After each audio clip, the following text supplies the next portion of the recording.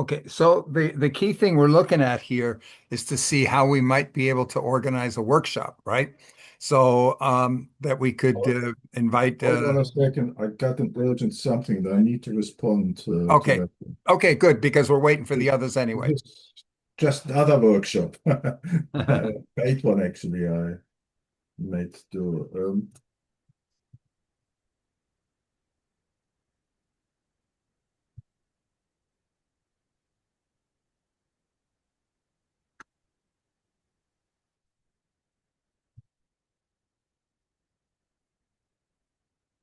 this was okay, just a reminder, and then we can go.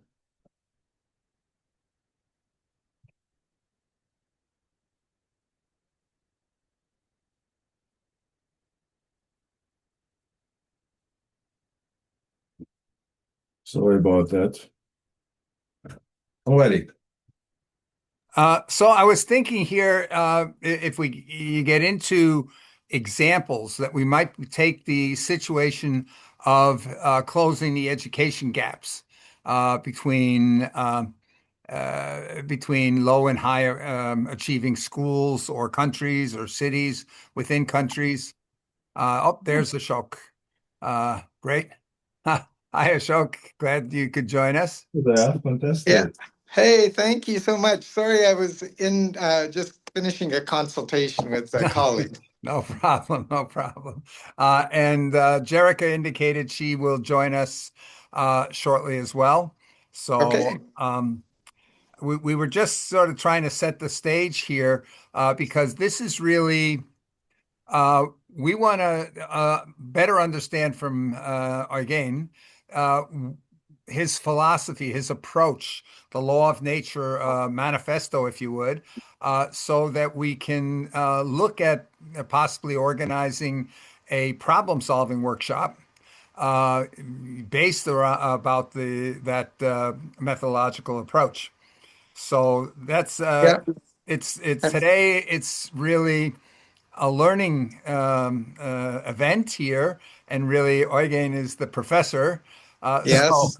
let Yeah, me. I'll just tell Eugen, I went through the link Yeah. that you sent me, and it's very clear. It'll be exciting for everyone to follow your logic. And I there's one typo that I can point out as we go through, but the logic's really sound, and I couldn't get to any of the let's get started, but I went through all the high level view, and I think Bill and Jericho enjoy that.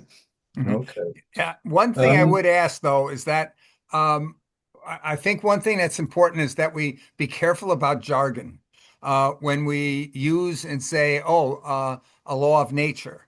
A lot of people that a term like that invokes a lot of different types of thought. So some people say, "Oh, you mean like the survival of the fittest?" That's a law of nature, and so I think it's very important that we try to maybe uh, put a little bit more into the well, explanation. Bill, why don't we wait until we go through it? Because I think we have a pretty clear definition. Okay. Actually, we have just recently identified the gap between science and the real world in that respect. And to my surprise, the definition we had before we had identified that matched worked really well there. Ashok, Okay. I think you have seen it already. Yeah. Yeah, So in that yeah, case here, uh, go ahead. You yeah. you run the show today. Okay, then first of all, Oh, time Ashok, limit. Do we I don't know if anybody has time limits. I have a time limit that I have to be off by 11, which is 2 hours. okay, I'm 2 hours is fine with me. How about you, Ashok? I have about 90 minutes. 9 minutes. 90 minutes. Oh, Yeah. fantastic. So we can So actually do a lot. to yeah, 1.5 hours. Yeah. Yeah.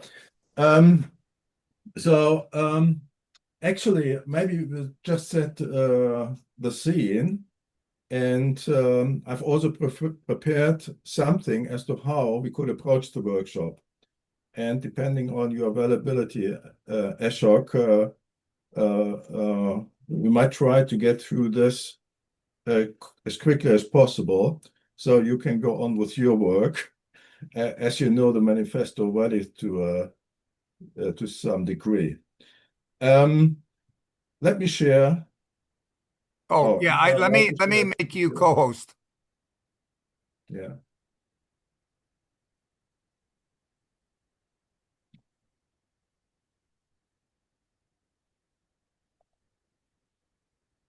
There you go. So you should be able to share your screen or anything else now. There we go.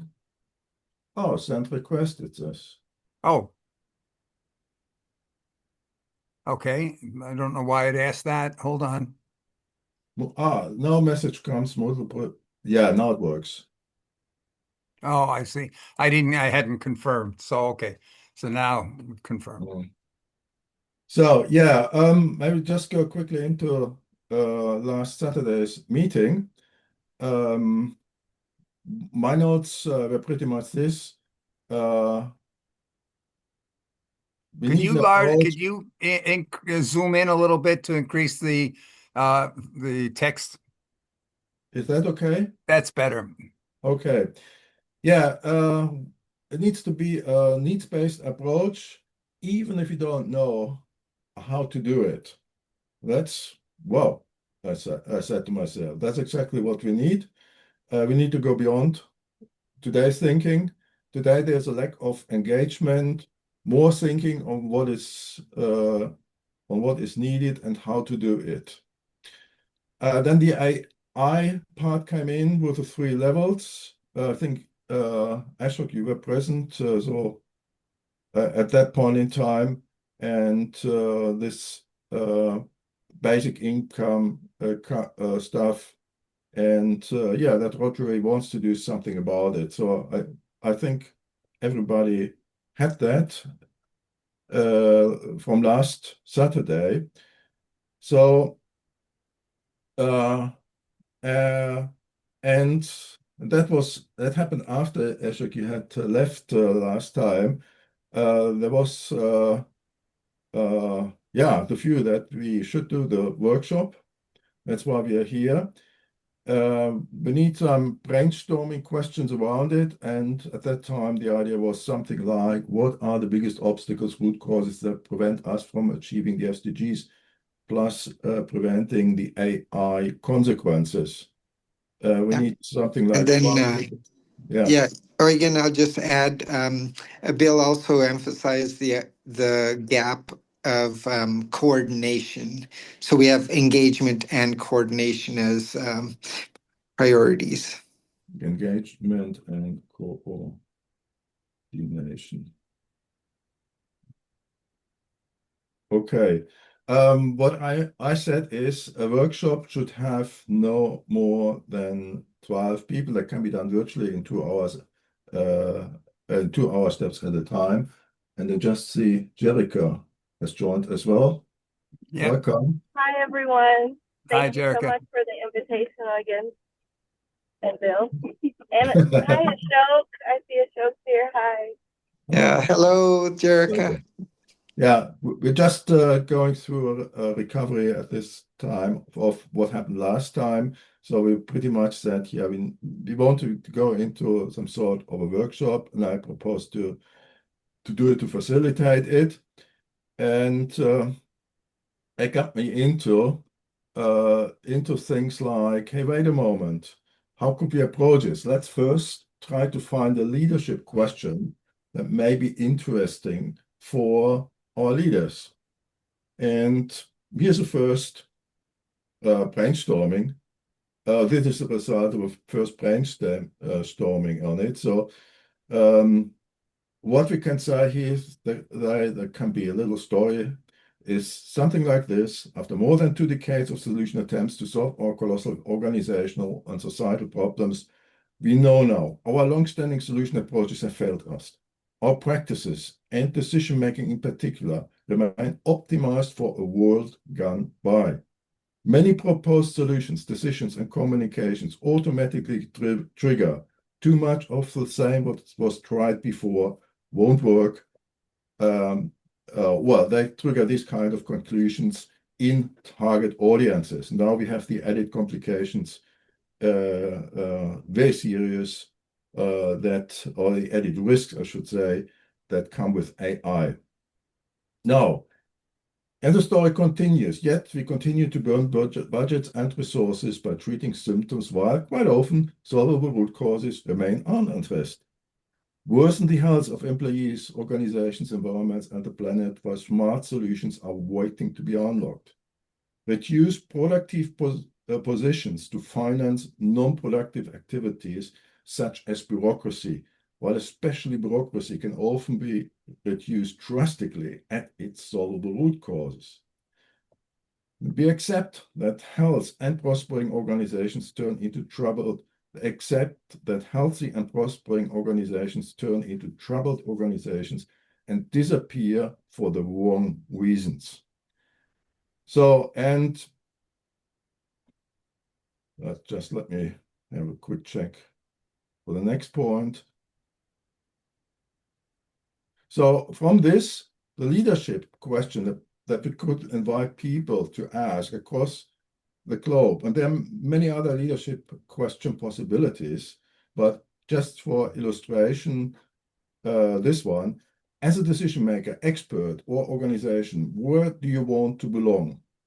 To those who continue to fuel our colossal organizational, societal, or planetary problems, or to the next generation of experts and leaders who solved these problems at their root causes and unlocked truly innovative solution possibilities by keeping what works well.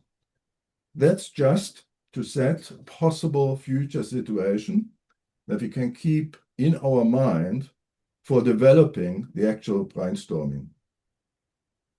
Does that make sense to you? Yeah. Yeah, it does. Except in addition to keeping what works well, I'm seeing here in an awful lot of cases, part of the reasons why we're not making the progress that we want to make is that we're defining the problems incorrectly. If we look at education, people are looking for ways to improve teaching, improve curriculum, in other words, improve the supply side of education. But the real solution or we need to be looking at is on the demand side of education. If every single learner was out there, so it's sort of That's exactly the kind of things I would expect you put you bring in during the actual workshop. uh-huh. Yeah, that's where they come in, and I put them then next to each other. And I have worked out a little bit also on how the brainstorming could look like, but for now, I would say, for the benefit especially of Bill and Jerica, is that we go into the other areas first and then come back to this. In between, Ashok, you started already with a collection of people. I'm a little bit uncertain right now. Was that something? Would that be the group of people we could use for this, or did you have something separate in mind? Yeah, so maybe go through your assumptions first of the model, Yeah. and then we can, the context that I would use as a use case to validate the flow and the decision analytics would be with healthcare. And we can narrow it or broaden it depending on what the group's interest and who's going to be the receiver of the final product.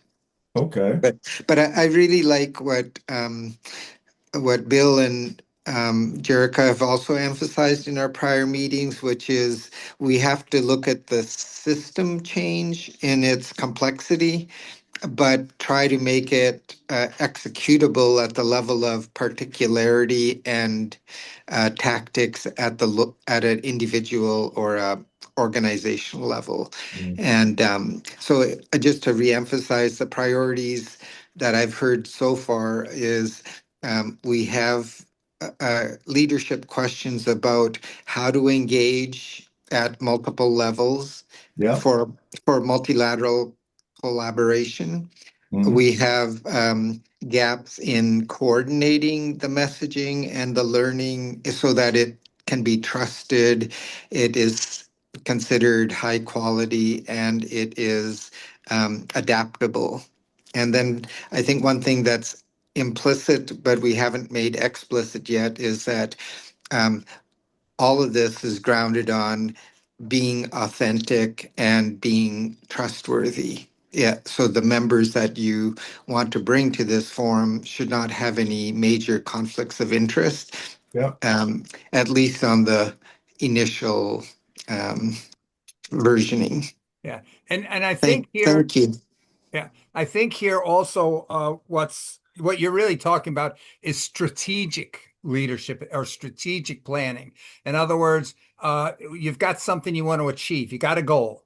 And now it's up to you to figure out not only what could achieve the goal, but how do you Yeah, make that happen? How do you bring that about? exactly. And Exactly. so it's the goal-oriented aspect, I think, that's where we can unify people. If we didn't bring people into a meeting that all have their ideas on how to go forward, but they all agreed on where we want to get to on the goal, and now we can start to really have an objective discussion on how do we get to that goal without bringing the politics of preconceived notions into it.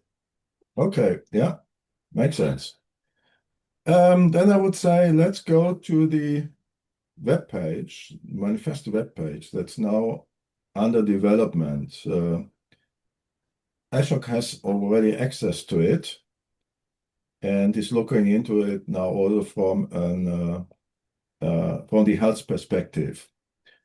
Basically, what you see in the currently public version is, yes, it's heavily focused on highest impact information, but it's too cumbersome to get people engaged. And that was a real challenge because whenever we tried linear think, we tried to get a solution design to solve something complex into today's linear thinking, into the linear processes. It got stuck.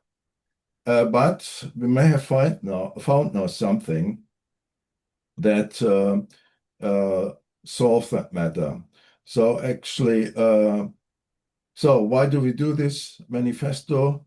Because impactful solutions exist, but there are so many hidden issues below the surface that exactly what you also addressed, Bill, that aren't being addressed. And at the same time, the solutions appear to be there. Many experts, inclusive scientists, argue they are there.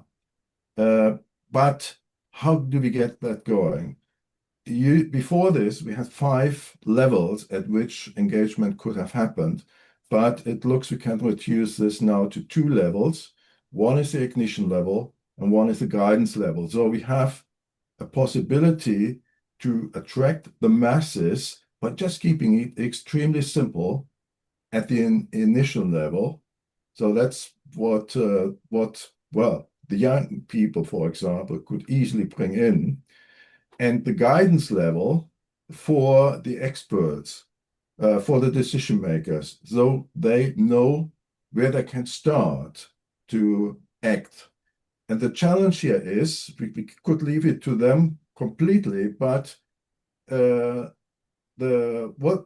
this missing part, this part under the iceberg, uh, it's extremely difficult to find the solutions. It took us many years, multiple polymaths and non-divergent thinkers to put this together.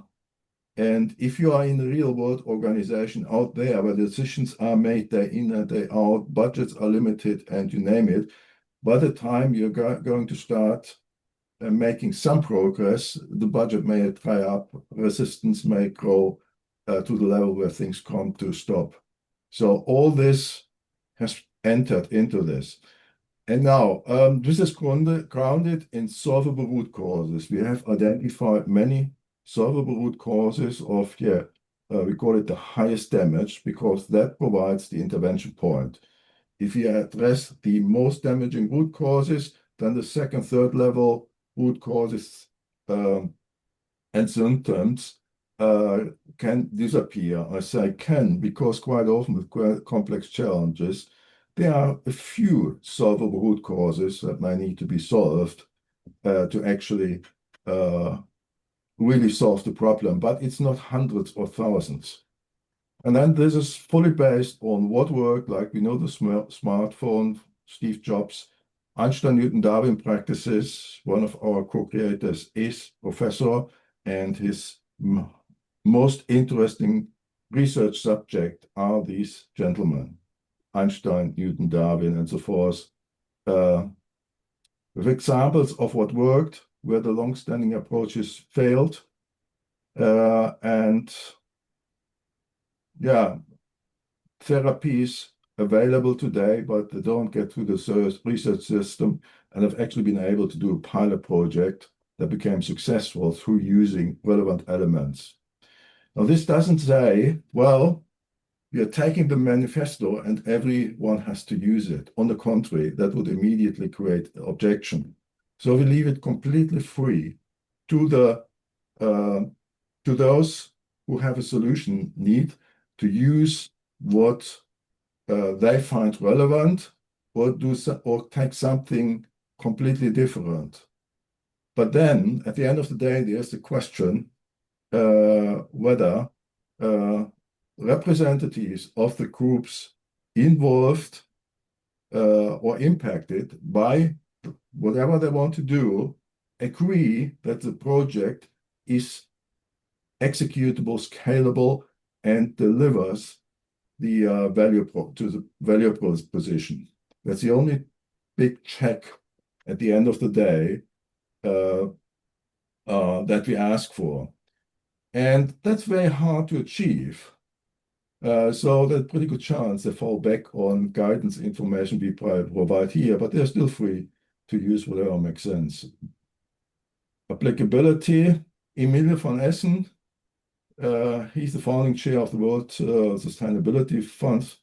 He has actually made many billions of dollars available to sustainability projects across the globe. Sadly, he has Parkinson, and it has become challenging for him to, how shall I say, yeah, to keep that going at the level it was before. So this is generally applicable across fields. There are call to action series and so forth. Now, Bill had a challenge with tipping points, what that could be. So there was a few, well, when one is crossed, there's kind of no way back, like with the climate. But tipping points are a general kind of things.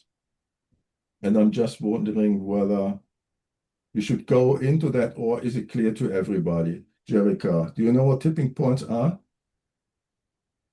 Yes. Okay. So Okay, don't well, wait, Jerica, I think here what's important to understand is I think in recent years, we have all heard about with climate change that we could pass a tipping point that we could no longer slow it down or stop it to prevent the worst situation from happening.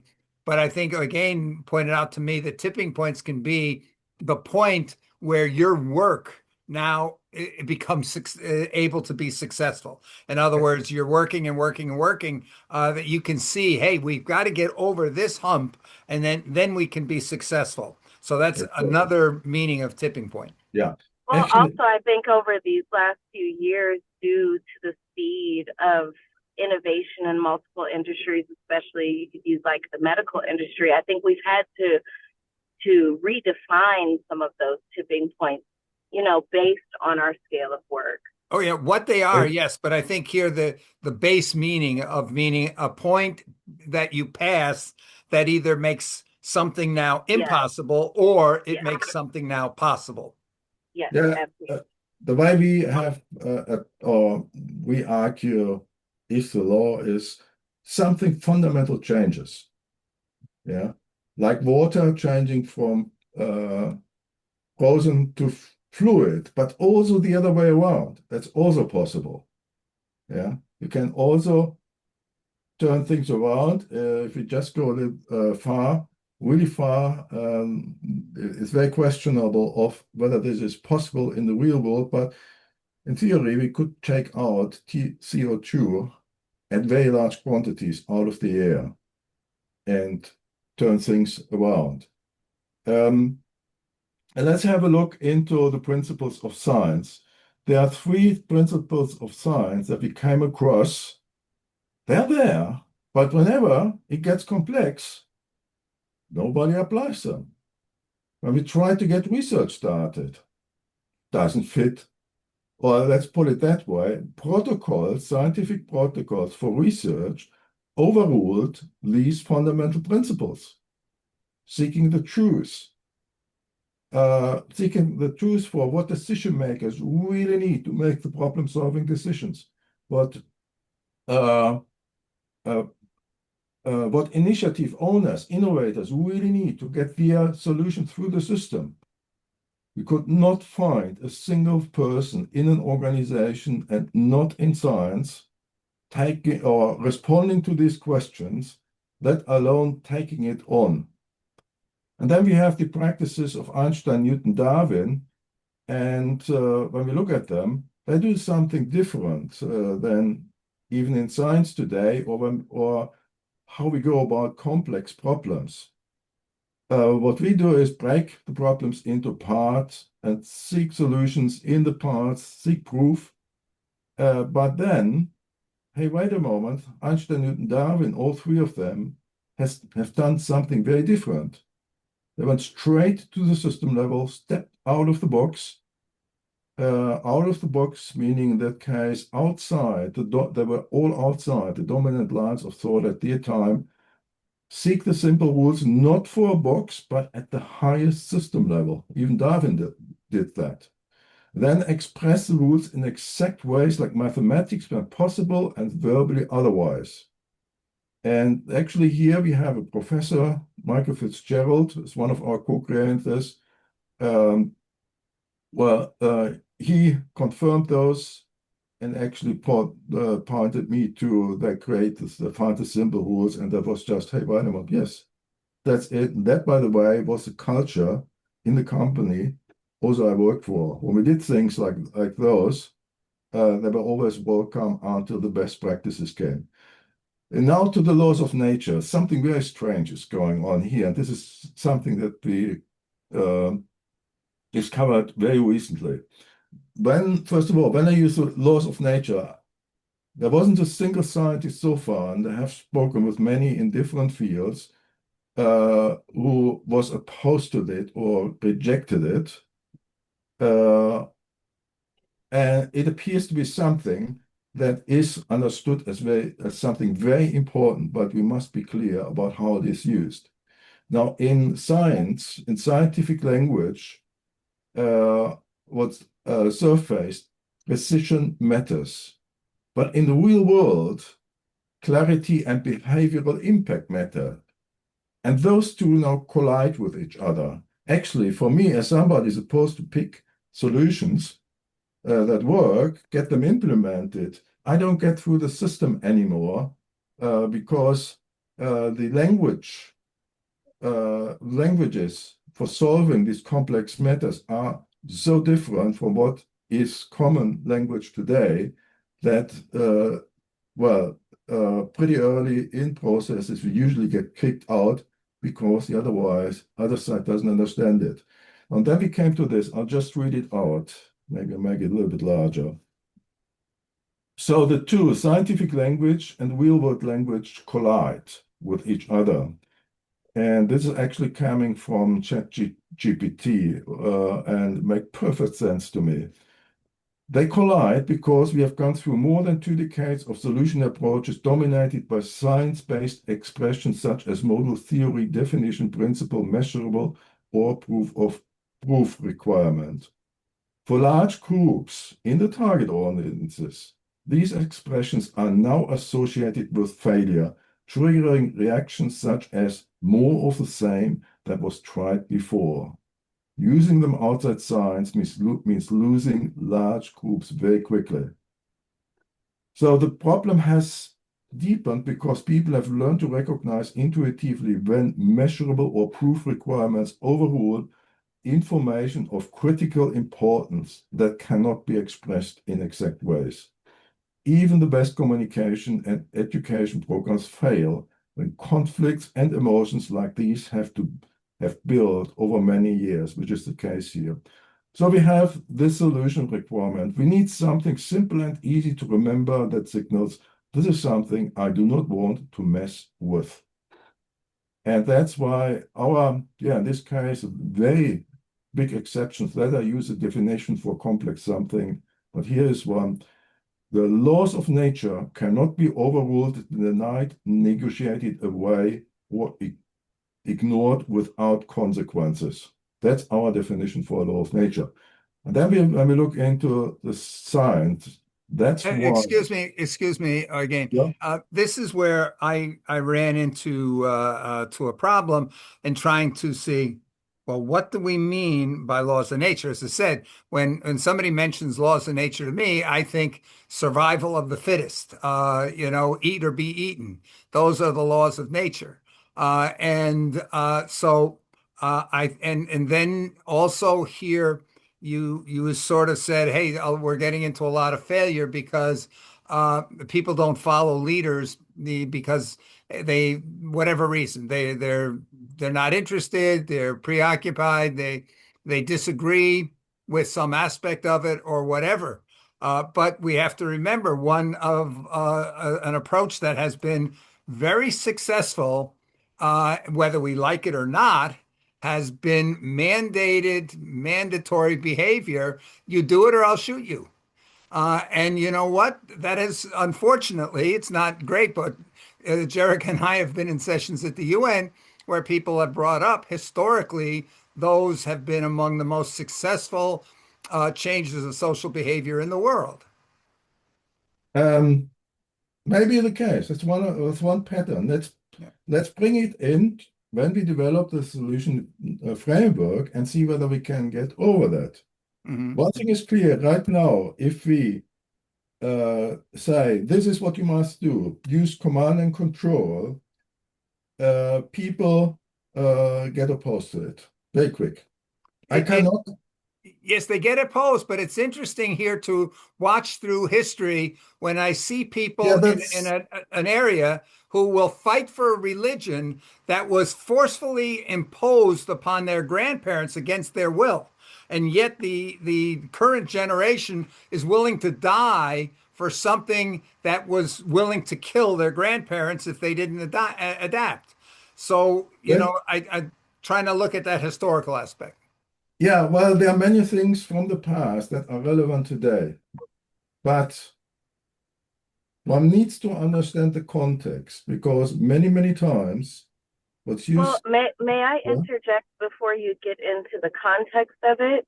I do believe within, generational evolution, yes, grandparents may have been forced into it, but are they able to experience better qualities of living? Are they able to experience water, food, opportunity, education after those particular, maybe you could even call them religious regimes because they were volatile? Um, are we able to express to people what we feel? And I mean, we maybe even in this conversation, and many who might get on our beat, are we able to express that without extreme offense? Because our scale of normacy and might be different globally. So are we challenged with creating the global narrative for what's a quality of living and what we might see?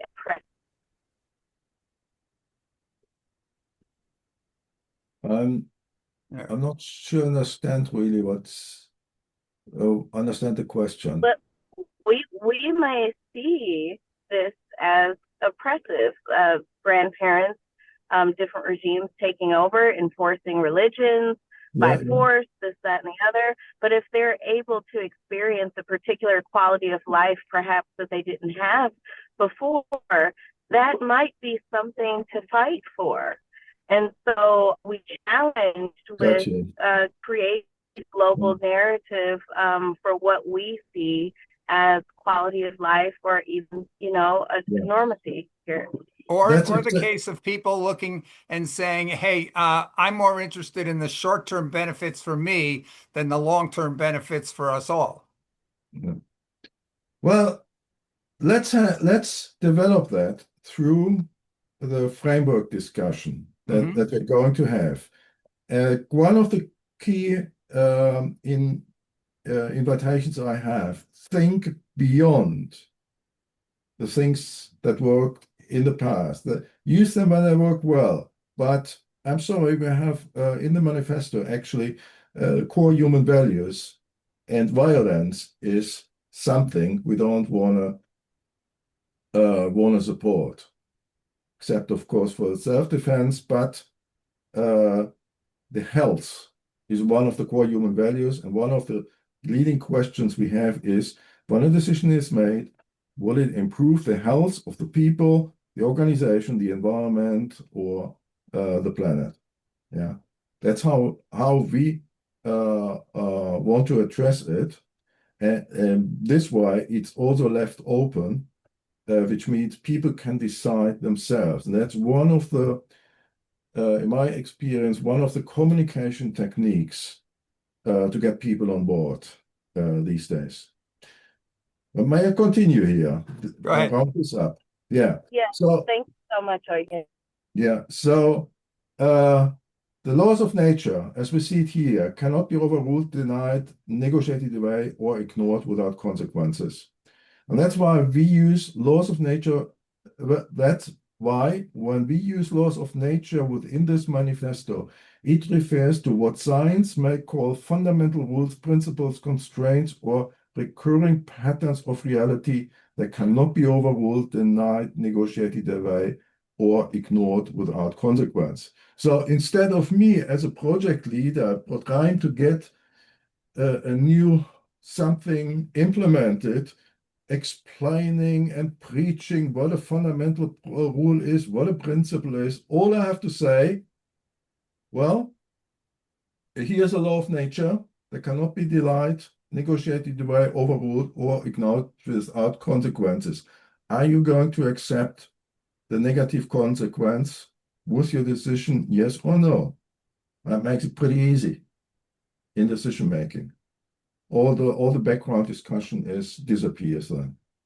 That's why we have this in here. Now, Excuse me um, again. yeah, To that point, when I think about the majority of problems in the world, I almost always come back to the idea that most people do not want to do what it takes to solve the problems at hand. In other words, um, I don't think voluntary action is going to achieve the results. That's why we even have traffic lights. That's why we have laws in yeah. society, because how do we keep the individual uh, Ah, so okay. working within the constraints of society? Let's get to the next page. No, well, where is it? Oh, this is the development side. Sometimes it needs some time to load. Eugen, this is Yeah. Ashok. This is an excellent discussion, and I would say philosophically, we can frame your presentation and your approach as a learning organization where we are continuously seeking feedback on what works well and what we can improve upon. That might give us room for grace for the engineering mindsets where we want a safe operating system, but we also want empathy, forgiveness, some of these human-centered Yeah. design principles, which are part of human nature, maybe not always compliant or constrained by the Mother Nature. Oh, But this is I think it's really really important to um, like I'm learning a lot and cognitive load, emotional load, social load, and AI load the implications are profound, as you've nicely put together. And our goal, part of our goal for the strategic leadership is what is the minimum essential working principles that we want to accept as we engage in the process. I really like this expression that you put in. Yes, that's Just great, Ashok. uh, it was learning organization or learning system. Well, how did you call it exactly? Yeah, Peter Senge at MIT refers to this as learning organization. And he actually built a society for organizational learning, and this really back and forth. It gets to clarity, but it also gets to personalization, so that each of us may have a like a kaleidoscopic lens with which Yeah. we're trying to envision our role in the at the workshop.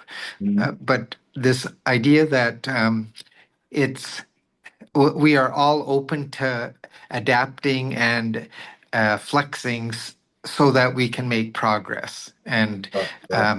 we will always find, except at least in my practice, I will always be dealing with debugging the algorithm because we are seeing exceptions and they're not always following the rules. So we have to have a way to think out of the box while we're creating a new box. And I think your bridge from now to the future is offering a way to reframe how we learn collaboratively, and what the collective impact will be from our um, surrender to the process.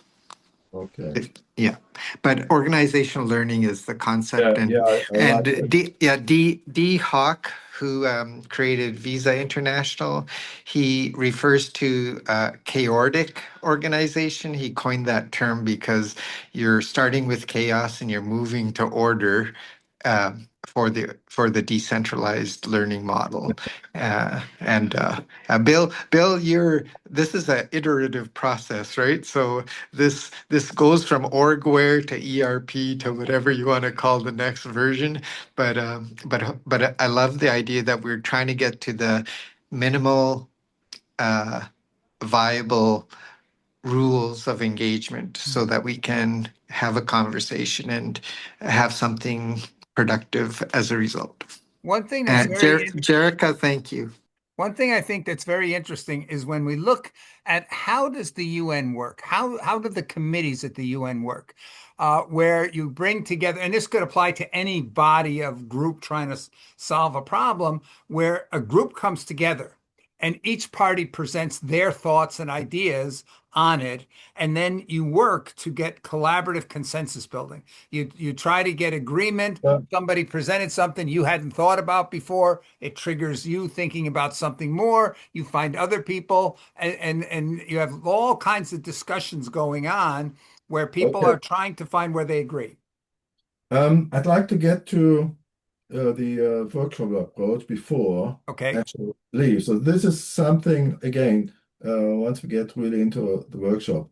So the next thing, the next challenge we really had is we have so many target audiences.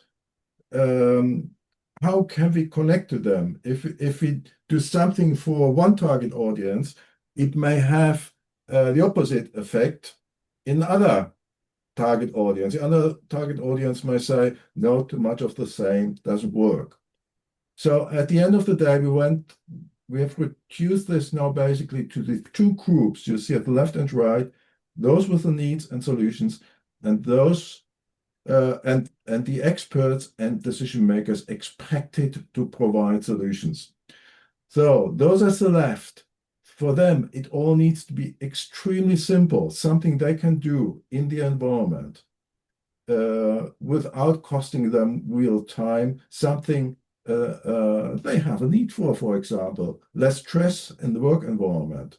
There they can get into, there they could intervene. And then there are the experts and decision makers.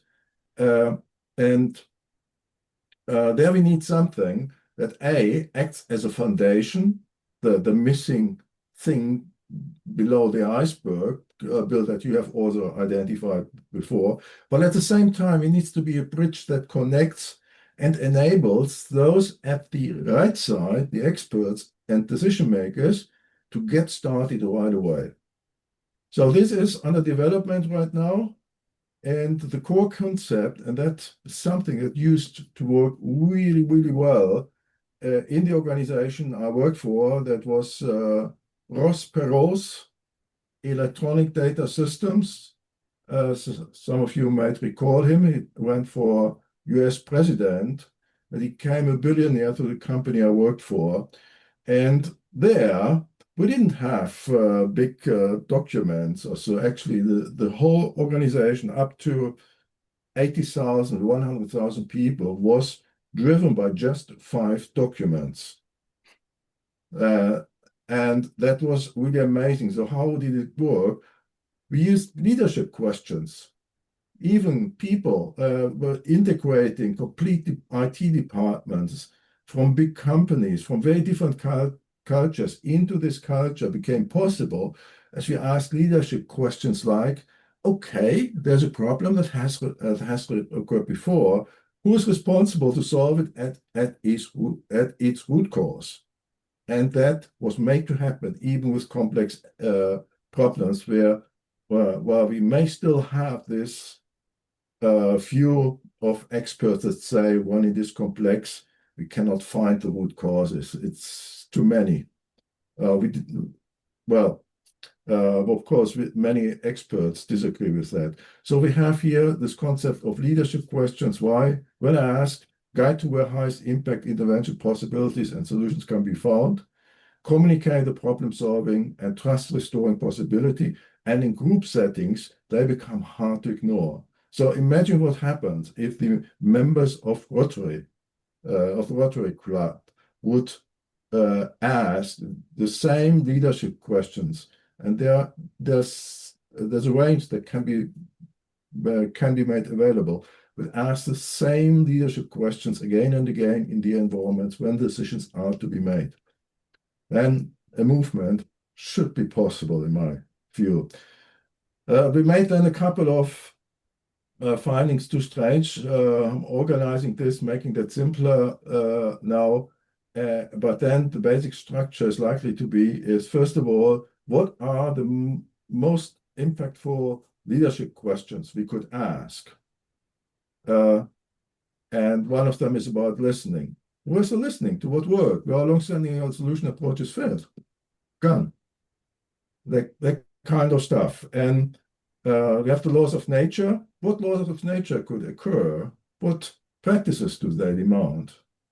Yeah, if the water is frozen, well, I can walk over it, but it is in the middle of the summer. Well, I might need to swim or use a boat.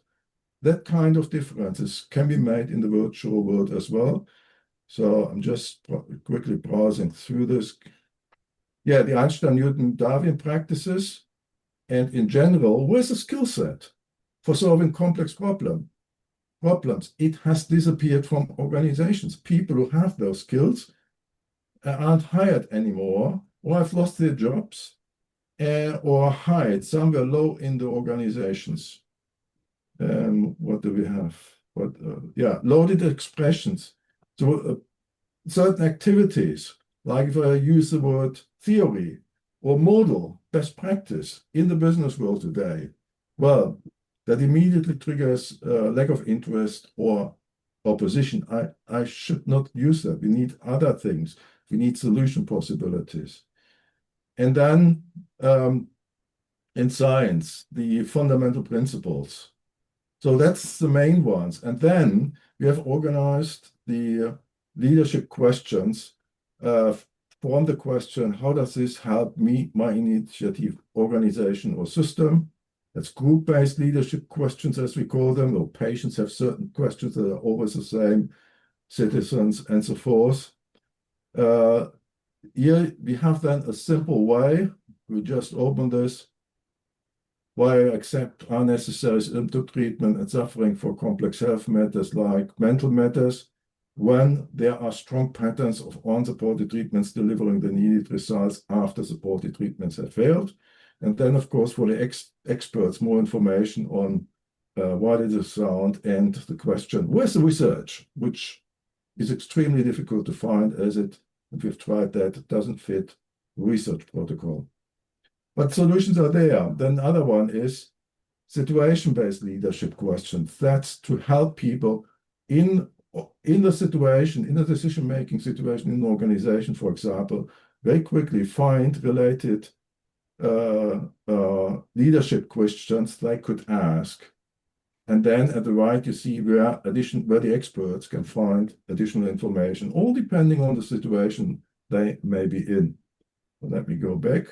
And then we have this one, a health check for immediate use. If you run a project, your manager or whoever, what about doing a health check, checking on root causes, common root causes, usually outside the scope of project management? Well, here's some available. Just download it and can quickly do the health check. All you do is this point relevant? Yes. Then you need to do something about it. And again, here's some additional information where to get started. So that's how we address it. But this is basically only a fallback possibility. Now, people are guided there out to this place, to this knowledge base, because these are answers to gaps in current practices, in thinking, in research, and so forth. So they will go back and use it. So now we have that. Any questions so far? I'm a little lost on the abstract, because it's funny, when I was in school, I always had a problem, especially with my math teachers. They'd call people up on the blackboard to demonstrate how you go through the steps to solve a problem. And I would always go up to the board, especially like in algebra and stuff like that, and I would just write down the answer, because they would always telling us, well, you convert the apples and oranges into X's and Y's, and you make a formula and you figure it out. In my head, I was always able to visualize the X's and oranges, or the X's and Y's. I turned them into apples and oranges because I could visualize apples and oranges, and it just made sense. So I would just write down the answer. And I always got in trouble because the teacher wasn't interested in the answer. They were interested in the process. And, Yeah. and so when I look here at what we're discussing, and I try to think about applying that to anything, climate change or healthcare, are problems that we can't get people to agree on what we want to achieve, on the goal, on the purpose Yeah, oh, of us. stop there. We're getting into the same discussion again. I've mentioned this Yeah, before. This is a key element rolling out of the framework approach. For every root cause we identify, there will be a goal. but Only then. the root causes, you have to have an agreement on the root causes. Yeah, exactly. That's what we do. I'll show you now. That's the next step. Instead of opening the web page here, it's pity. Let me see whether I can. And thank you so much, Eugen, for putting this presentation together. It's really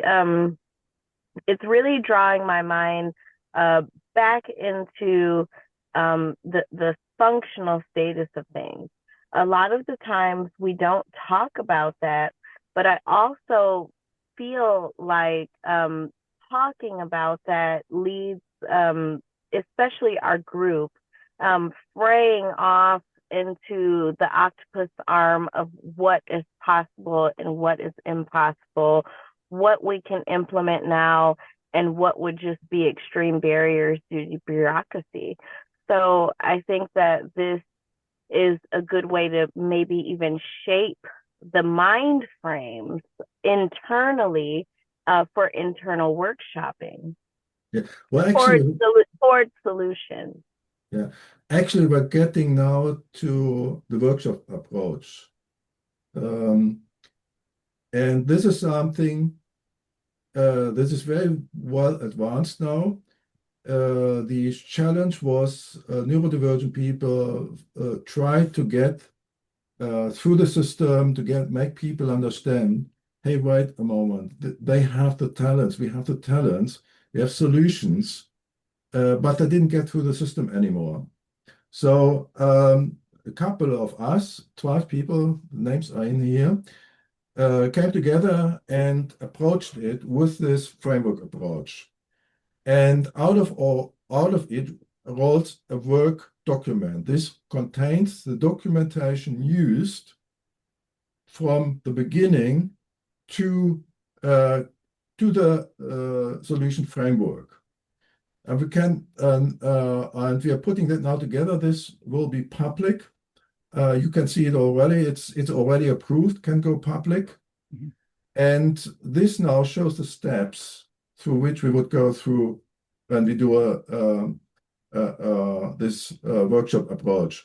So this is not a theory, it's actually done. And this is not the first time I've done it, and others have done it. But the method behind it, it has been kind of lost. It's an old one put together and adjusted a little bit to today's terms. It's available. People can use it right away. They can actually use the root causes. They decide as a team which root causes are relevant. Then it's in. And the goals, the framework, that's all decided together in the team. But it has to be a small team. And we are about 12 people at this time. So what have we done? We have identified hidden yet solvable root causes, concrete goals. I'll show you in a moment, and an executable solution framework. Hopefully, we have the first draft, and the decision-making step is underway. And we will answer: do we really have an executable solution framework for the challenge at hand? This was done in so far 7 times to our online sessions. That's where the input and consensus was collected and the discussions were going. The background. Again, can you say what was the problem Well, that we're getting to that in a moment. So this is just a page for executives, so to speak. Hey, stuck in complexity, from no solution inside to an executable solution framework with little effort. And yes, the add-on possibility, actually, I would think if what we intend to do, and this one would work complementary, that would become powerful. So this one is not just fixing a particular problem, but also enabling organizations to unlock technical and non-technical innovations at the level of Nikola Tesla, Steve Jobs, Albert Einstein. That's capabilities we have lost. So then, from a communication point of view, this document, some people might only want the first page, some the first and the second page, and the experts, the workshop participants, they would want the root causes. So what was the problem? The challenge at hand, decision-making, solutions, innovations, innovation, hiring, and career advancements are dominated by linear and exact practices. These practices continue to work well when linear and exact practices work well. But for more than 2 decades, these practices have failed to solve our tough organizational, societal, and planetary problems. And they failed because a tipping point was crossed, the tipping point of complexity. And when that is crossed, the exact linear practices like mathematics cannot provide or no longer provide reliable outcomes. So on the other hand, impactful solution possibilities are waiting to be unlocked. As mentioned, many experts argue that's the case, but they get rejected or stuck by default because of the nonlinear thinking. The fundamental principles of science are missing. Those with the skills to solve them, they are typically neurodivergent, ADHD, dyslexia, autism, or polymaths, or even more often, both. And they are now excluded from hiring practices and the force. So we have seen, I experienced EDS falling, becoming a troubled company and disappearing from the surface, from the earth, through these kind of patterns. So on that, what we have done then is, hey, wait a moment, by we I mean the non-divergent individuals in the team said, yeah, we don't get through the system. Can we perhaps do something very different to get through the system? And the question came up, can we create demand for the talents and solutions of neurodivergent individuals?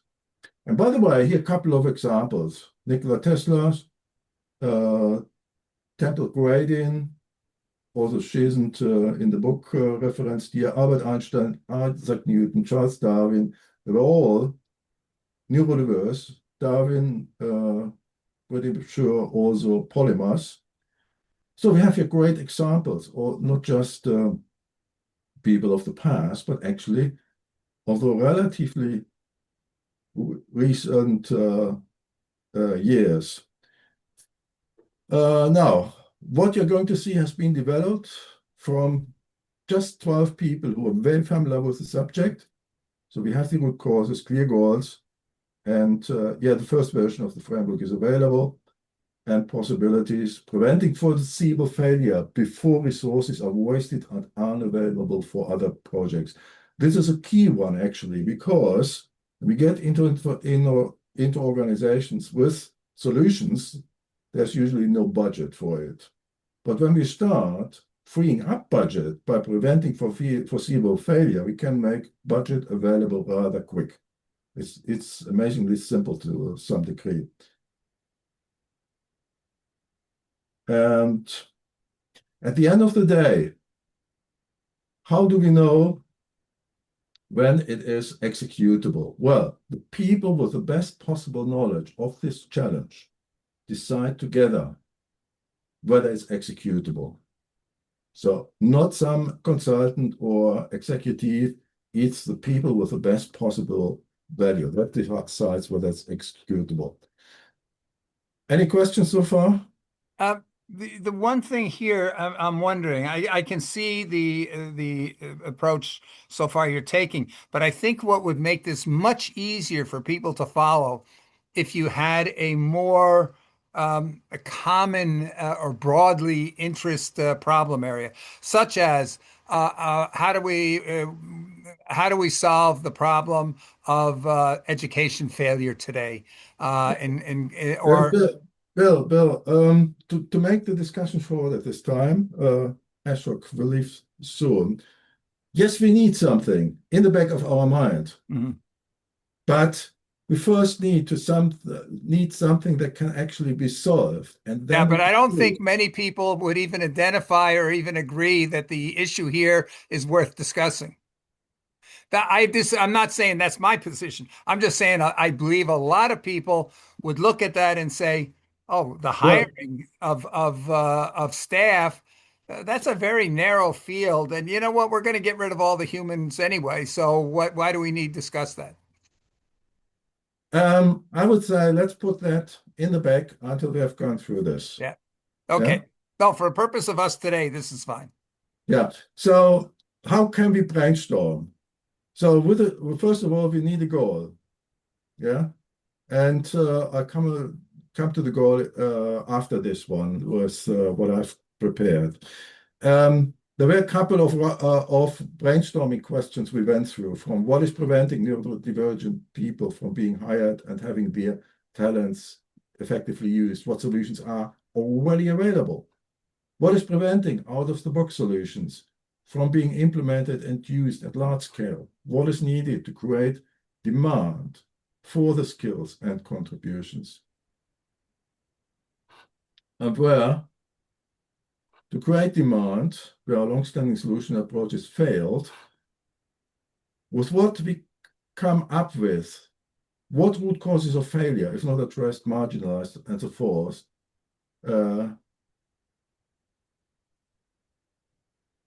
or what root causes of failure, if not addressed, marginalize any solution or lead to getting stuck? What must all of the solution accomplish at the minimum, and so forth? So then focus is on not every detail, focus is on most damaging points only. That's because otherwise we would get quickly into analysis paralysis. But when we focus on the most damaging points and can solve those, the second, third level root causes and symptoms there's a pretty good chance they will disappear with relatively little effort as we experience. And of course, the other way around from those highest impact goals or solutions. And then let's use our time most efficiently by keeping contributions short yet complete enough for others to understand. No, okay, facilitator issue, I'll explain it another time. So here is the response to the first question, okay? It was a little bit more unorganized, but in the background, I took the input, put it together, and the team next time agreed to this. We made some small adjustments, but that was it. And that's it. And then we asked what solutions are already available. That's what the participants brought in. Next one was, what is preventing out-of-the-box solutions may contribute from being implemented and used at a large scale? Again, one page only. And again, what is needed to create demand for the skills and contributions? Once again, on one page, and now we're getting into the actual root causes. What root causes of failure, if not addressed, marginalize our leads? And then the first page became this. That are all solvable root causes. Yeah. And again, initially one page, but there was something standing out. We have a chaos of guides and directions. This wasn't complete enough. So we also asked, oh no, before we do that, for each root cause, here are the goals that need to be achieved to solve that root cause. So everyone understands what exactly is expected, what do we need to put priority on so we can overcome the root causes. And this is also called the desired future situation. So when we have the desired future situation, we can go back to today and address what do we need to achieve this. Now, that was this. And then back to what was missing. This is about transformation. There's a heavy subject. It's not just here is today's situation, there's the future situations, but there are also transformation root causes. And those were relatively few. Just these four basically, breaking complex problems into parts and so forth. And at the right, the enormous amount of obstacles that people need to get over when they have a project. It's by the time they figure out how many, the project is usually stuck. And again, here we have some concrete goals for each root cause. Now, the next step was, okay, what could a solution framework look like? And we made this illustration. Just as background information to make people think, get them out of the box, and to say, hey, wait a moment, leadership questions. Let's provide leadership questions. Then we need calls. We need a call to contribute and a series of calls to actions inviting to ask leadership questions. Like in this case, the same question that would be central: is our organization searching for individuals with a skill set for solving complex problems? And then, hey, wait a moment, laws of nature. Well, they are hard to ignore, so let's ask it. What laws of nature could be relevant? What practices could do their demand? And in order for people to not get stuck right away, because this is all about existing gaps and conflicts to which it is extremely difficult to find impactful solutions. So there needs to be a knowledge base to get them started. And then, okay, we also need add-on services and tools to really get this into organizations. So, for example, typical neurodiverse people can work together, helping them to understand each other, that kind of stuff. And then somebody brought in, yeah, we also should make a funnel. That's something that puts the bits and pieces together. Here's what is more about.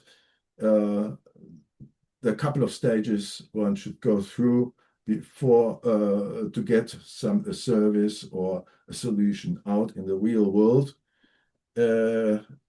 We went into more detail, but that's something that's rather common practice, so we haven't put it in here. But here's something interesting one. There are funnels for products. That's rather simple.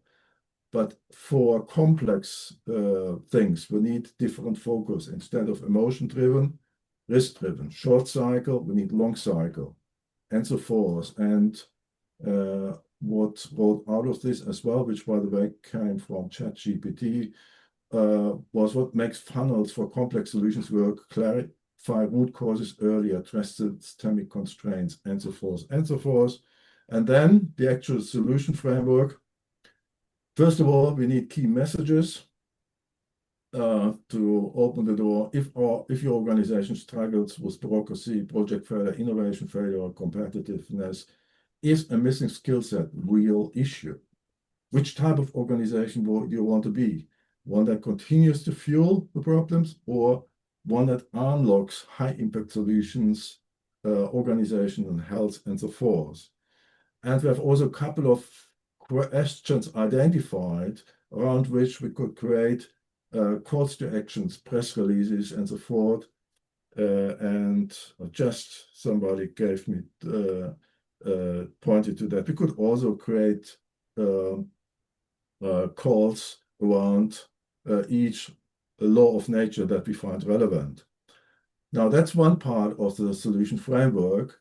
And then we structured it this way. First of all, at the left here, contributions to solving organizational or societal problems for companies and so forth. So what's the benefit for companies, public agencies, and so forth, and under the umbrella, enabling a healthy and prospering organizations.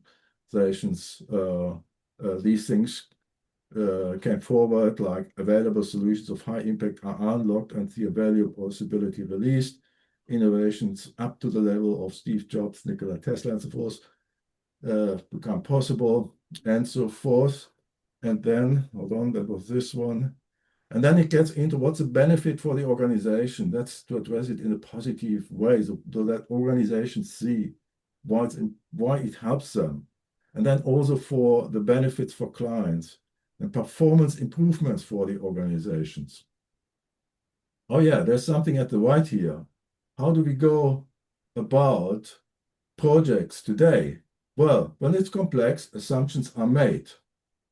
And what do the project owners say? Yeah, when we not keep it, then when we don't know whether we can realize it or it's too tricky, then it's out of scope. And so pretty much the things at the right column here are usually out of scope. But here we argue, hey, wait a moment, we need an executable solution framework. So the question as to whether this framework is executable will be answered by also responding to the assumptions that you see in the right column. So what else do we have? Yeah, we need to identify the project activities. That's it. We need information. Oh, what's going on? Information required to prevent falling into the same and similar traps traditional solution approaches fell into. That's basically the knowledge base that is required. If somebody has a better one than the manifesto, fine with us. But there needs to be something there in order to make this executable. So then additional information, like in this case, we have found there are organizations like Microsoft, JP Morgan, and so forth that have actually programs to get non-divergent or the talents of non-divergent individuals into the right places. And the last one is, yeah, there are support services needed and support tools. And that's basically, if you see how many pages are this, 1, 2, 3, 4, 5, 6, 7, 7 pages. That's the solution framework so far. And the team members have now been instructed to review it, enhance it. We have gone through it one time, and this was the outcome. And then we decide whether it's executable or not, whether it's executable to a certain level or really at high scale. If, for example, there would be a few millions to which we could get some marketing kind of stuff going. Okay, well, that would be basically an illustration of how the workshop would look like. You know, I tend to look here and see. There's a lot of Rotary meetings I've been to where we've talked. They spend a lot of time talking about public image and the PR efforts and so forth. And I always come back to the same thing, that if you want something to be reflected in the news, you have to do something that's newsworthy. So as I'm listening to your presentation and whatnot, I'm thinking, okay, could we take an example, a model that where you could do a hypothetical walkthrough or even do a workshop on a subject that would be of such interest to the masses that mainstream newspapers would report on the process that in other words, report on what this is all about. Well, And that I if think is the challenge right now for us to be able to get people to understand what you're talking about, because I think the majority of the people that you say neurodivergent and you talk about these experts and they just tune out because they say this is not pertinent to me. It's not relevant to me. And but we could go and put together a hypothetical. We can even just go through and play the game. Okay, what would be examples of what would this look like if the no, goal were something like um, um, solving the education gaps for everybody, uh, and just go through and sort of say, okay, what would be likely ideas, leadership questions that might come up there? What might be the different questions along the way? And just sort of fill out the examples here, but using something that everybody identifies. And I always go back to education. yeah, that's the next step. That's the next step. Right. No, but I'm just saying here, yes, I agree. It's the next step, but I think it's an important step for us to be able to Yeah, take this to a broader audience. yeah. So, well, it's basically either we bring it to a broader audience or it will not be executable. If the conclusion is it's not executable, then let's stop. But when I see what rolled out of this, hey, wait a moment, there are large networks out there that have an interest in exactly what we are doing here. No, I That's agree. I agree. and You have a specialty audience there that this is an issue for them. This is, and they exactly. get it. They get it. We need to get the best talent, and this is one way that we can get very specialized talent, and therefore this is an important topic for them. I'm just Yeah. thinking here that for when we try to go out and we look at the SDGs as an example, that there's just would be very difficult to get a lot of people to That, follow what you're saying because they can't understand the problem. well, they should not be bothered with this detail. Yeah. This is something we just do, the workshop participants.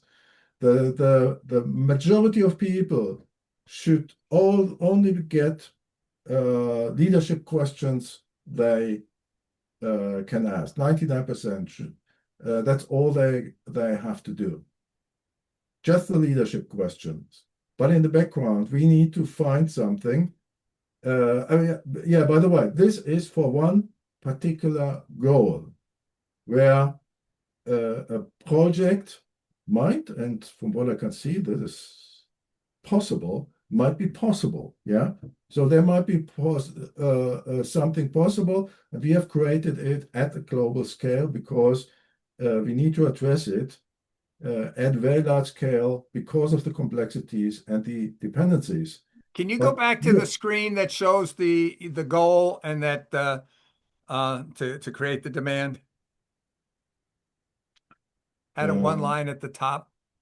that was, hold on, was it here? Can we create demand for the No, talents? no, no. It was Oh, there it yes, is. yes, this one, the brainstorm for the overall. Okay, but here the question is, where did that, what resulted in this goal being there?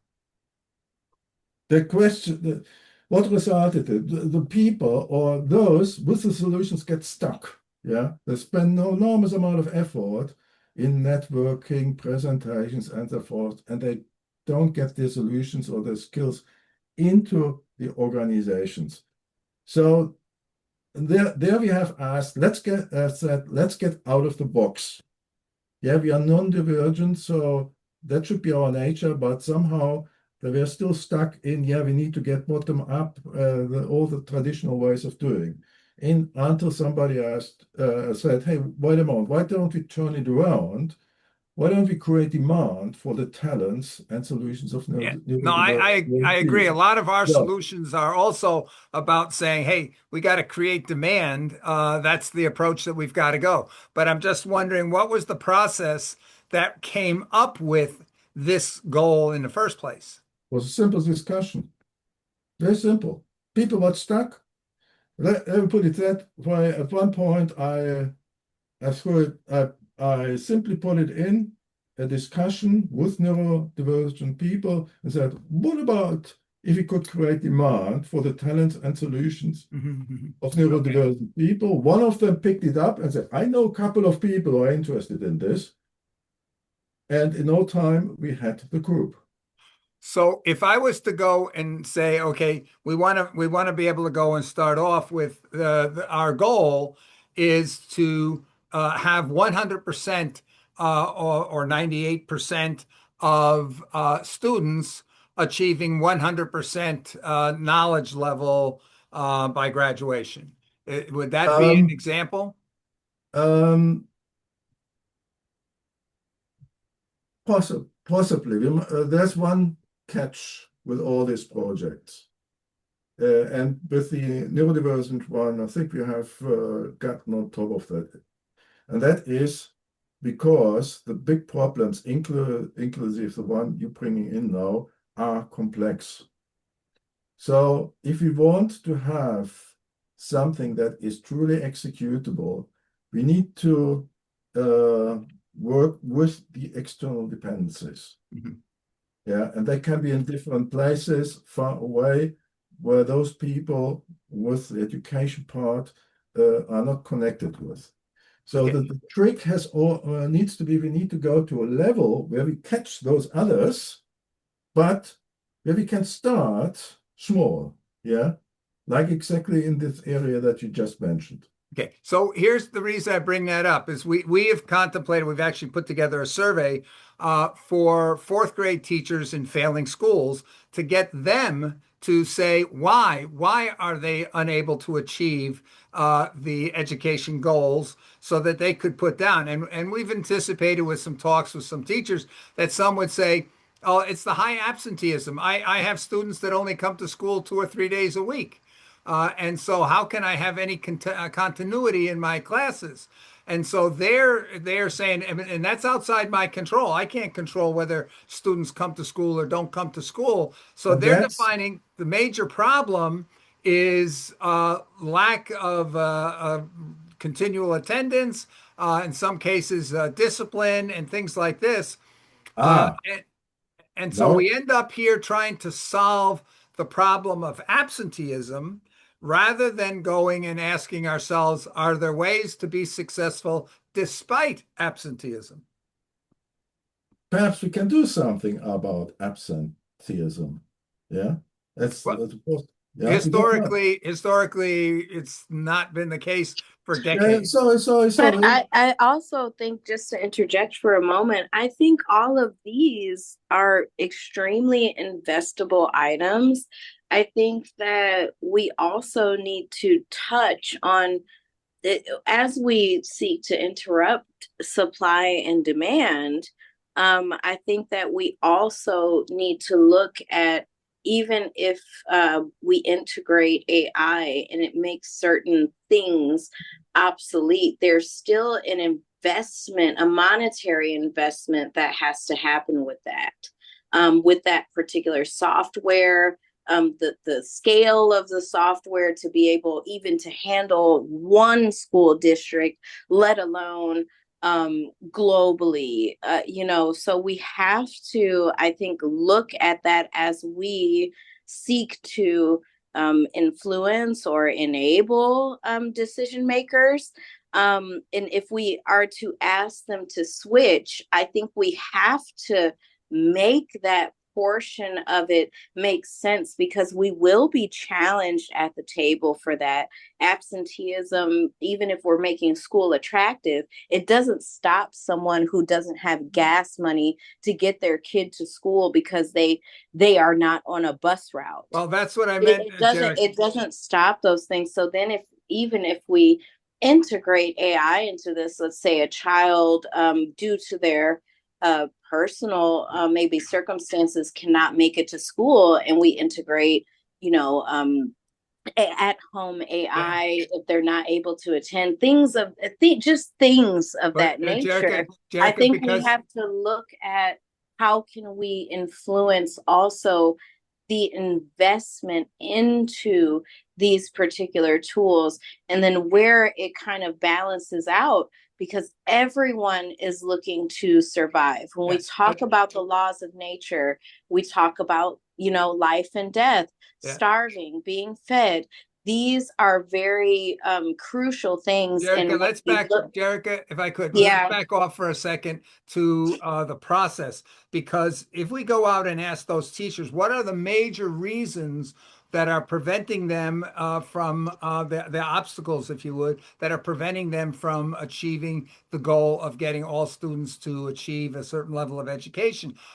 We have to be very careful that we're not assuming, oh, yeah, okay, we're going to come up with a method to use AI or do something at home. We that have yeah that examples that that's are just working that's that do just an not require. example. Yeah, that but we, that's just an example, yeah, but because yeah, but very well, what I'm school saying here is districts it's are not. It, losing it, buses, so they're not able to get kids. no, This but is just a Jerica, simplistic wait a minute, One person example. speaking, Jerica, please. back off from that for a second here, because the issue is to just ask that teacher to say, okay, please come up with a solution that does not require continual attendance from a student for them to be able They to learn. cannot And it, without the yes, investment. they They can. They cannot. can. They can. And it's being done. Right, It's being folks, done with folks, folks, folks, mastery-based stop, stop, stop, systems. stop, stop, stop, stop. That's exactly the kind of discussions we don't want to have in this approach. Yeah. Yeah. So let's not get stuck in this. So let's find a way so that we can, what Jerica brought in, the kind of external things that really make an impact. Let's make Yes. it open, though A that is global all, narrative. Yeah. yeah. But So it can from be that, as simple. The thing about it is it can be something very simple as saying every student proceeds at their own pace. So when they come to school, they pick up where they left off individually. And whether we do it with just books or what, regardless, that can enhance a solution. But the idea here is that we have to get the stakeholders or the parties here that we're holding responsible today for a result, that to say that they've got to be part of thinking about, well, what are the options? If I can't call on somebody outside to provide resources or to make a law, to get more truancy officers to force attendance or whatever, what they have to say, what will you do in that situation? I believe that teachers, if you look at teachers, they have little option with that. This is based on district, this is based on their reach. And again, we have to be influential in the spaces of investment. So when we talk about the systemic change, we also have to be influential in the systemic change so that we make those particular items investable items, because everything runs off of, unfortunately, everything is running off of the monetary value of these things. But what we're not seeing is perhaps how we are experiencing those individuals within their generation not becoming contributors to society. That's the huge issue here, is that we're not seeing young people being driven to want to include themselves in the contribution to a society overall. But then what does that society look like to that young individual? And going back to what Eugen, what we got into at the beginning of this conversation, as far as maybe even regime and religious exchange from a grandparent to a grandchild, that's a generational gap of influence that, hey, we might not see things in the Western view as being right or having a quality of life, but those people there, they do, because they've gone through war, they've gone through famine. So a water hole to them is extremely something that is pushed their evolution farther than they had before. So they're going to fight for their water hole. They're going to fight for things to stay the same. And when we dip into the investment overall, I think also, along with what we're talking about, we need to also influence those who are monetarily investing in education, because a teacher only has so much reach and only has so many loopholes maybe that they can jump through. Do you guys understand that? Yeah, exactly. Yes. So, we're looking here and saying the one of the major reasons is the states control the funding, and the funding rule is based on seat time, and Guys, therefore they and seat time, whether you're absent that day or not, is not irrelevant. It's just okay. I've got X number of students guys, here. so the challenge here to me is, let's not get into the details. Let's find the more damaging root causes above what has been discussed right now. If we can tackle them, we can also get the message across, hey, wait a moment, this isn't about symptom treatment anymore, any longer. But Yeah, but here, let's stick with education then in an example, oh, because oh, hold on. I prepared a little bit, and that was actually based on, well, you sort of pushed the AI consequences into okay, the discussion. So I've taken that, I've included that. yeah. So just to get to the scope, and as you also mentioned, these colossal problems, we need to do something about it. So I use that. So just to get started, to find something that we can do, and I agree, we need something that can act that's actually executable. But in order to get there, we may need to go to the higher level. So if, or we may need to go internally within a workshop to a higher level.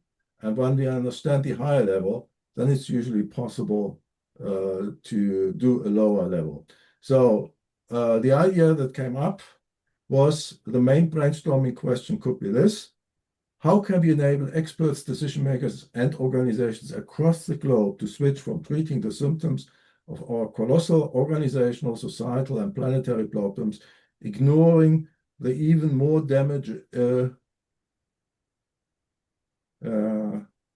treating the symptom, oh yeah, and to switch from ignoring the even more damaging consequences of AI to solving the symptoms and preventing the AI consequences by solving them at their root causes.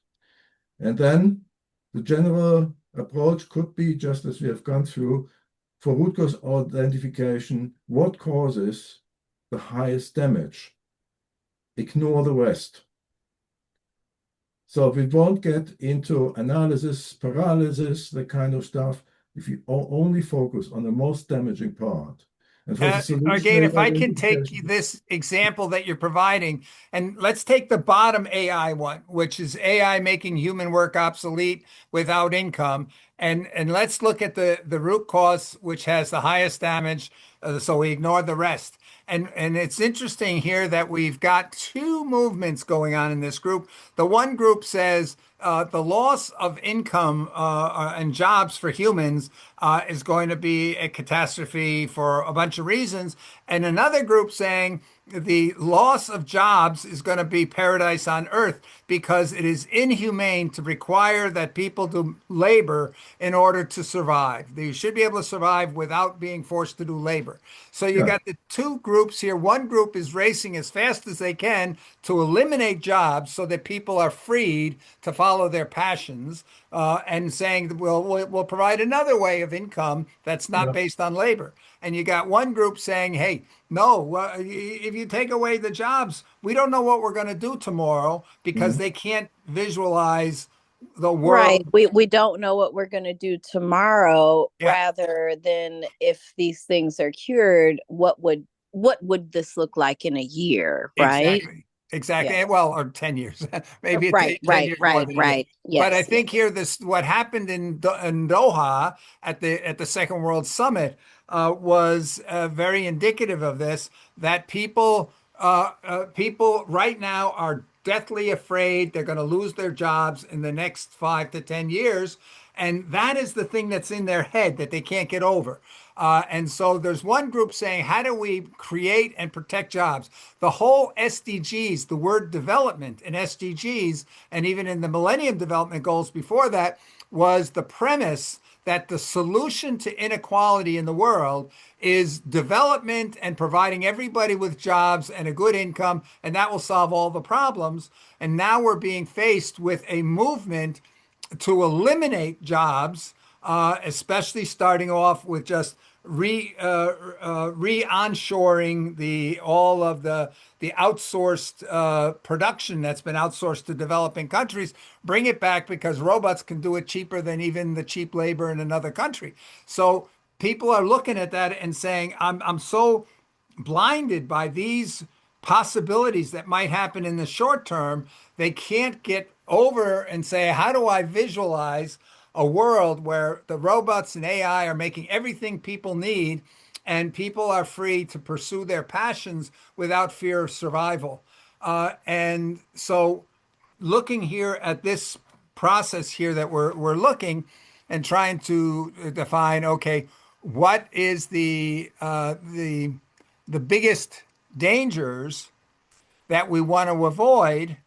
One group is sitting there spending a lot of money trying to figure out how do we get to paradise, and that any attempt to block us eliminating jobs is evil because it's blocking us from getting to paradise.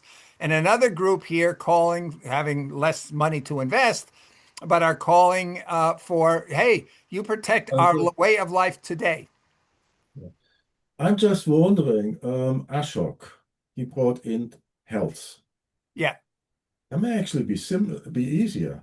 Well, he and I had a discussion yesterday because I actually did a fairly deep dive.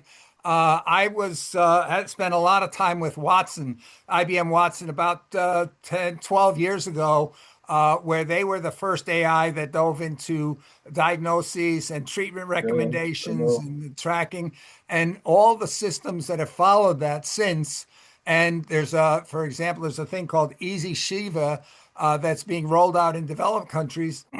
It's sort of a local kiosk for remote areas that does your primary care. It captures all your vital statistics and it could capture your Yeah, yeah, blood. yeah. Okay, okay. So the thing about it is, though, on that, that is even there because it's requiring the specialists and so forth. It's hard to get the general public to understand. That's why I think education, because everybody's got a child, a grandchild, a niece, a nephew, a neighbor's kid, that's something everybody feels an issue with, and there's a general dissatisfaction, or not even dissatisfaction, there's a general agreement in the world that we're not achieving the results that we need. We're able to see in the AI in healthcare the path forward. I think there's a pretty strong agreement on, but the in terms of trying to solve problems, but being able to have really executable solutions. Because the UK, for example, has a thing called Yeah, okay, Sentry okay, Tech. okay. Let's not go into the details, Yeah, please. Let's keep it high level. right. So we have a couple of options where we go into. I personally find the AI one challenging, I must admit. Yes, it is very challenging because there's too much disagreement on where we're at. Even climate change. We've got half the population in the United States saying there is no such thing. We've got here in the state of Maryland, the majority of the Please, people please, say please, the Earth is only Bill. 7,000 years old. Bill, yes, we went through these arguments. We need to stay at a high level and we need to focus on how can we create Right. a workshop that at the end of the day has something that is executable. Yeah, Correct. yeah. So what shall we do? I was wondering, what if all of us let the discussion sink in and we'll reconvene as soon as possible? Okay. Yeah, no, I think here this is good. Maybe I'll create a WhatsApp group. Well, Jarek, I'll create a Telegram group. Again, are you on Telegram? Yes, one of the tools. Yeah. Yeah. Okay, but I'll create a group so that we can exchange ideas. I'll bring Ashok in, and maybe we can get Mark Henry to join us there. And let's just go and talk about some workshop possibilities or frameworks that we can do that we can demonstrate this, and we can record the Yeah. processes so that we can make it very easy for other people to understand the process that we're going through. I think, Well, yeah. So let's do that because that way, again, it gives you time here if we have questions to be able to think about them and answer specific questions. We have to think about the what we call in German Vorgehensweise, the methodological process well, is one thing we're thinking about, and the other thing is thinking about the areas that we would apply that to. yeah. Well, you see, the method to me is crystal clear. If I'm going to do this, I'll do what I have experienced to work, and the only Yeah. thing that worked so far is what I've shown here in this presentation, yeah, Hmm. in this paper. That worked with highly complex things. Anything else? Yes, and I I think don't. that's the engagement that at least I'm looking for. I'm looking for those to express themselves within their expertise, within their industry. Even if in the short conversation we didn't really drill into your points, or again, apologies for that. But I think that this is something that we can expand on. And I think this is a conversation, and even with your presentation, that we can grow these things if we have proper strategic thinkers within the conversation. I think that that would be a really good route for us to go. Like you said, Bill, for us to involve Mark Henry, um, Yeah. individuals such as that are enabled to contribute their expertise. That's what we're really looking for as far as Yeah. members, our effectiveness, how we work together. I think that's really important, Hmm. especially if we want to get back to even what Bill expresses, like the old way of Rotary, where we did have the movers and shakers that were able to wield change. Right now, we are in the position to influence those individuals and perhaps attract them in. Hmm. So I think that this is a really good Yeah. pathway and direction that we're going here, especially with this conversation today. Yeah. Again, are you a member of Rotary again? No, not No. officially. Okay, because I don't know if you're familiar. Prior to World War II, Yeah, uh, yeah, Rotary was essentially a dictatorship organization. Okay. It was but it was distributed dictatorship, if you would, because every community, every Rotary Club was a dictatorship within its own community. They Okay. were the owners of the banks, the owners of the newspapers, the owners of the major businesses, and they dictated what was going to happen in the community they lived in. They dictated who was going Yeah. to be the Okay. mayor, who was going to be the city council, and they got things done. But they did that under with the motto "service above self." So they were a benevolent dictatorship, if you would, seeking to do the best for their community. But because they were a dictatorship, they're sort of like China. They could just say, "Hey, this is what we need. Let's do it." And sometimes what the community needed was not in the best interest of 2 or 3% of the population, but they did what they felt was in the best interest of the community in general.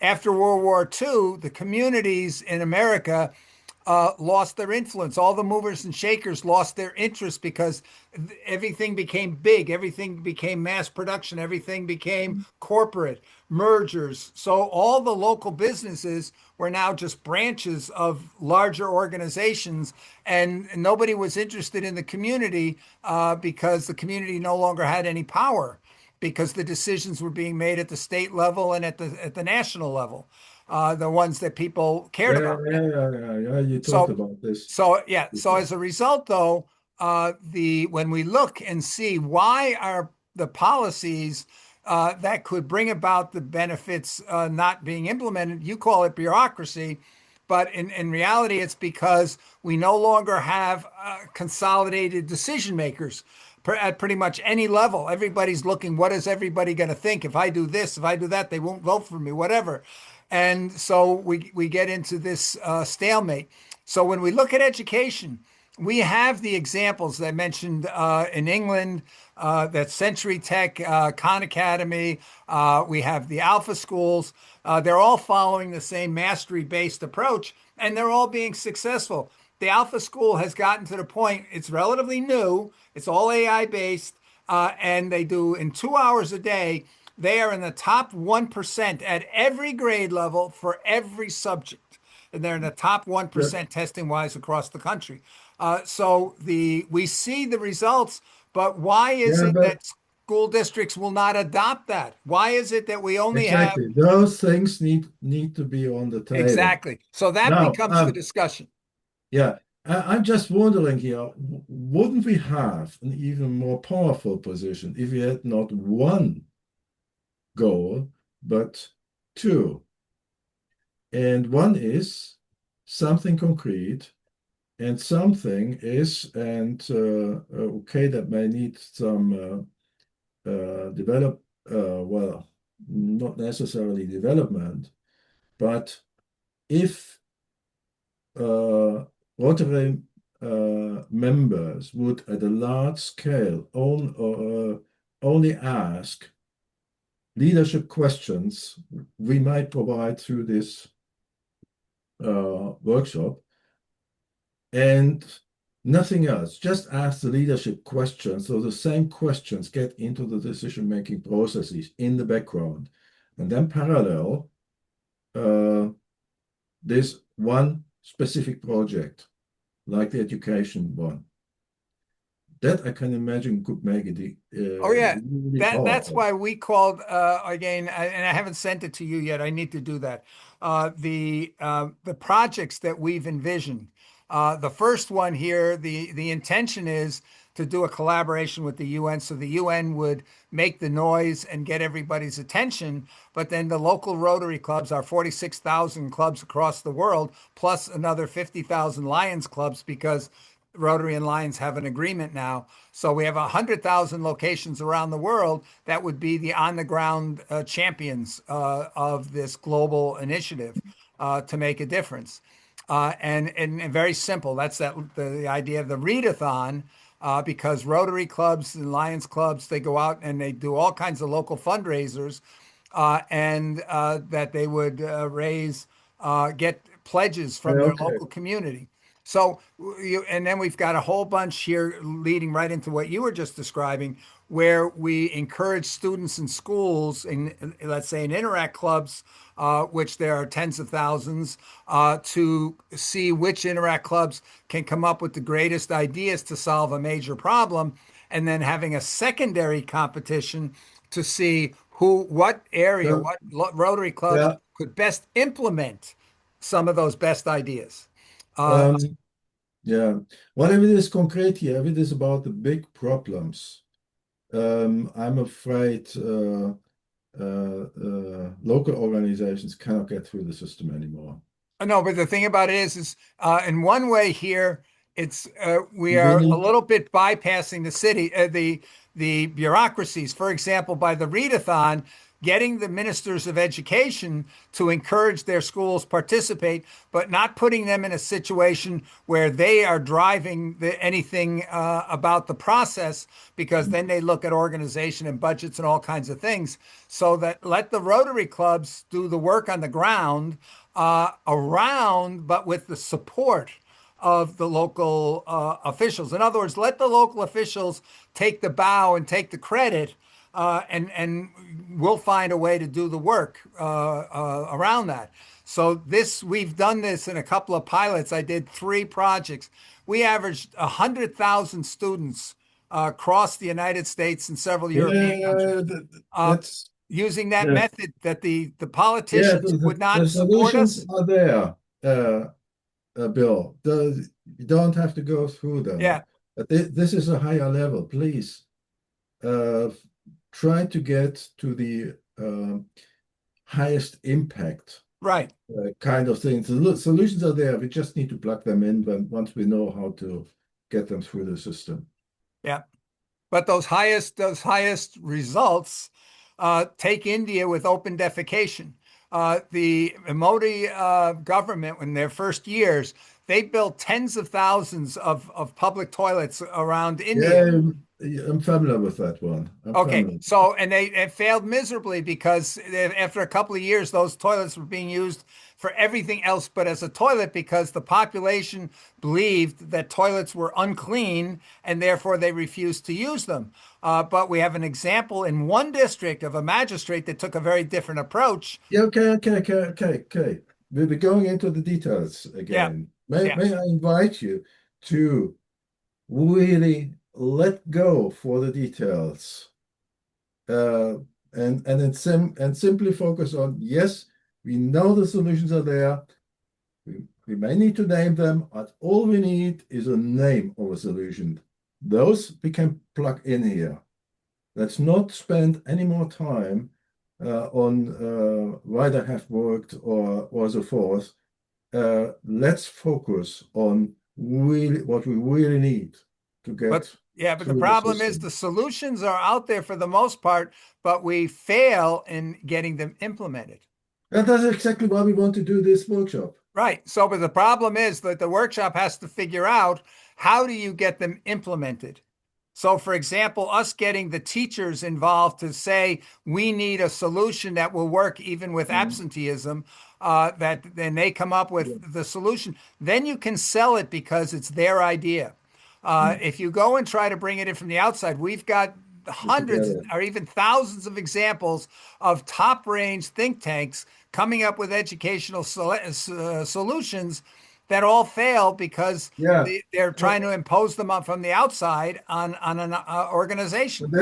that's why I'm asking for, and Jerica, I mentioned last time, so I'll just mention that now again, is we need representatives of the groups involved and impacted in the workshop. And we don't, and ideally, it's only 12 people. Yeah, that's kind of the most powerful solutions rolled out from, not from hundreds or thousands of people, but by just having those few people of the groups involved who have the knowledge of what works, what may be there, and perhaps a little bit of how to get it through the system.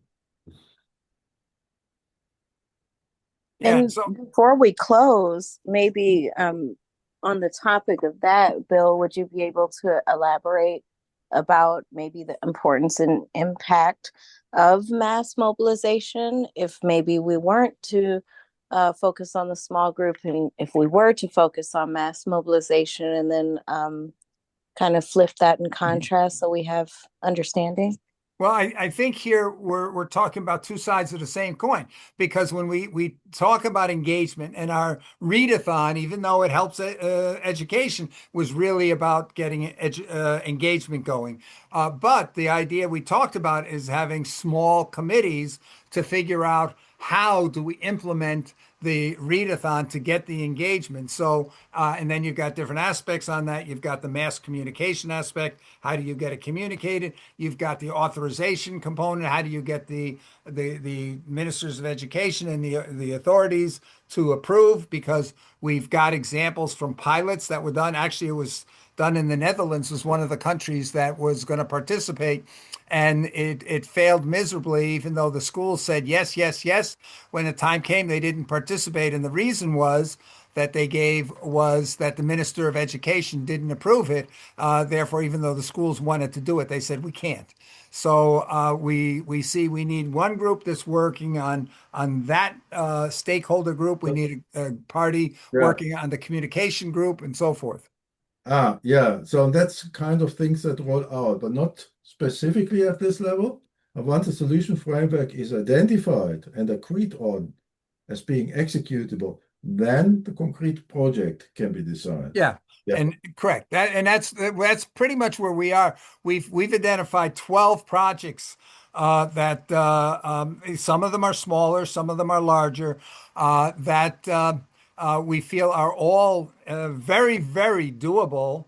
But the next step is to break down the actual step by step. We're going to do this. This is going to be the date, and so forth, to actually implement them.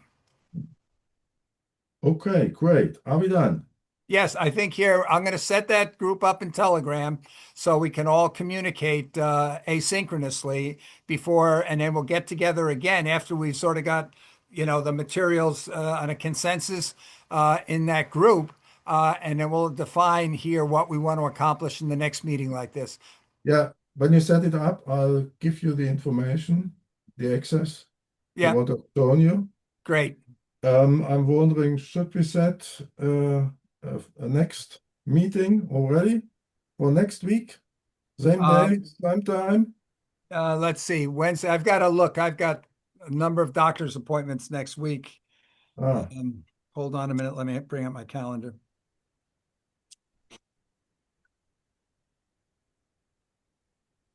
Okay. Um, then Tuesday the 19th. How does that look? That's uh, great. Will we do it at the same not time? not good. Not No, good. no, Monday the 18th. there ain't the same problem. I've reserved a couple of blocks for potentially giving something similar.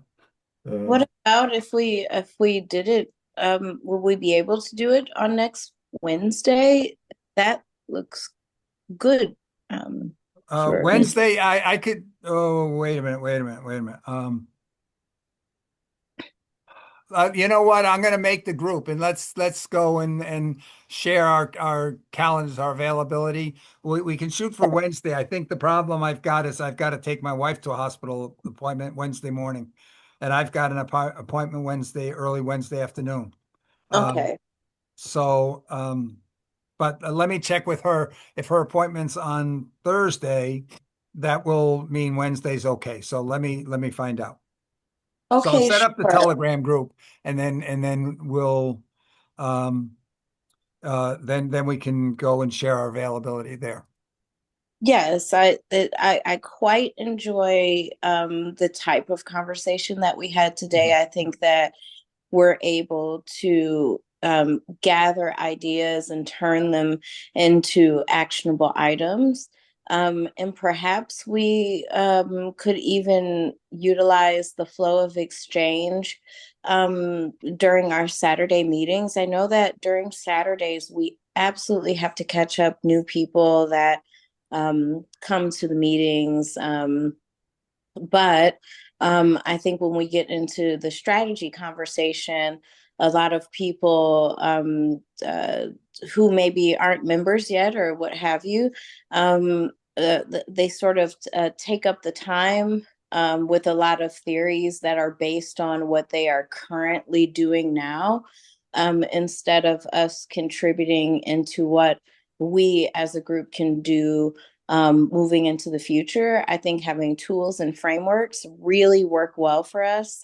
Even if we utilize even this presentation as a starter tool toward workshopping ideas so that we Yeah, can yeah. develop them into actionable items. And thank you so much, Eugen. This Yeah, was no, wonderful. this was very useful.